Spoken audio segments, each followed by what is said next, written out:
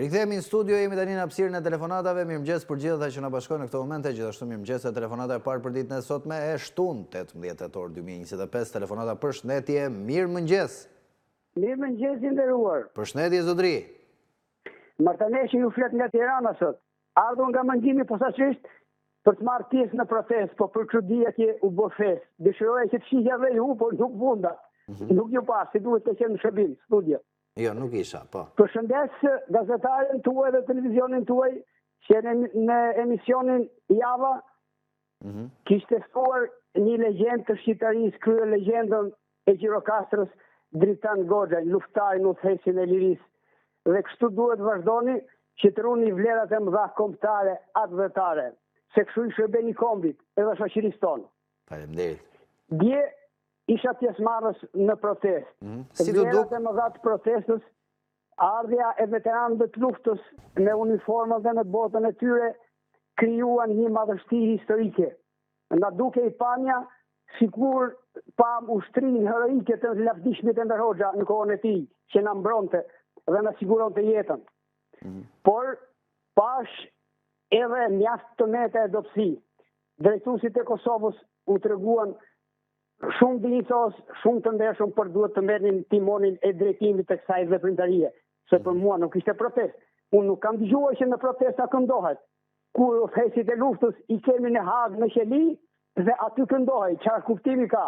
Në protesta shprehet revolta e indinjata, mbajnë qëndrime, merren vendime për të arritur të mëdha qëllime. Aty një Hasan Hakla, ku diun çfarë ishte ai, që fliste na zoi gjithë kohën që na revoltoi. Gjithë shumë kosovar, po midis tyre edhe mua. Fjala historike që mbajti presidenti i kombit ton Alfred Mojsiu, fjala e Ali Ahmetit, fjala e dikujt tjetër aty që foli për luftën dhe për terrorizmin, e gjysmi e drejtuesit të veteranëve të luftës ishte e rëndësishme. Por ama fjalimet e tjera ishin jashtë mode, jashtë kohe, pa asnjë vlerë. Aty duhet dëgjonin legjendën Kuksiane Kutësilame, legjendën Gjirokastrite, udhëheqjen e luftës Bilaver Goxhaj, e të tjerë, edhe familjarët e atyre që kanë dhënë jetën për liri në luftë. Jo pralla, si u kryen në disa momente. Unë pata rastin të takoj Hashim Thaçin dje.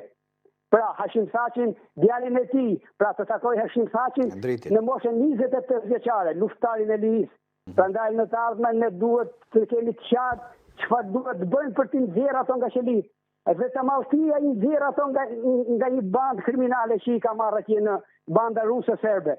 Prandaj ne shqiptarët duhet të vëmë mirë gishtin kokës në të ardhmen dhe të nxjerrim ato në liri, se kombi nuk është në liri, në qoftë se ato janë në Qeli, ato janë udhëheqësit e luftës.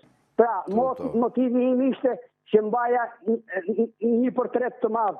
Pyet Adem Jashari, pyet Bill Clintoni, në hap çmirimtarët, po ku janë shqiptarët?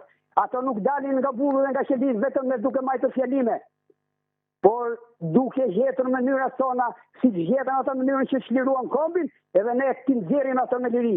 Faleminderit, ditën e mirë. Faleminderit ju zotëri për telefonatën dhe për angazhimin tënd patriotik. Përshëndes.